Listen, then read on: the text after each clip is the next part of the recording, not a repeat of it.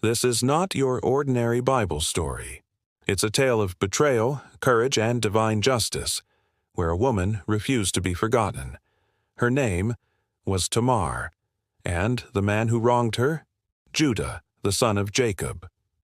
After leaving his brothers, Judah married a Canaanite woman and had 3 sons, Onan, and Shelah. Tamar was given in marriage to the firstborn, But the Bible says in Genesis 38:7, Judah's firstborn, was wicked in the sight of the Lord, and the Lord put him to death. Tamar became a widow, but Judah promised that when his youngest son Shelah grew up, she would marry him. However, Judah never kept his word. Tamar waited. Days turned into years, but Judah deceived her. He never gave her Shelah as a husband. She was left alone, forgotten, and blamed. But Tamar was no ordinary woman. She refused to let injustice write her story. When Tamar heard that Judah was going to Timnah, she disguised herself, wearing a veil, and sat by the roadside. Judah saw her and thought she was a prostitute. He approached her not knowing she was his own daughter-in-law. Tamar asked for a pledge, his seal, cord, and staff as payment. And that was the moment her plan began to unfold. 3 months later, Judah heard that Tamar was pregnant.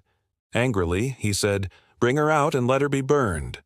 But Tamar sent him a message, with his seal, cord, and staff, saying, "The man who owns these is the father." Silence filled the air. Judah looked and realized the truth. He had condemned the very woman he had wronged. And in Genesis 38:26, Judah confessed, "She is more righteous than I." Tamar gave birth to twin sons, Perez and Zerah. Through Perez, the line of David was born, and eventually Jesus Christ himself. What the enemy meant for shame, God turned into legacy. Tamar's story is a reminder. God sees the forgotten. He defends the mistreated, and he writes powerful destinies from painful beginnings. Even when the world turns against you, God's justice never sleeps.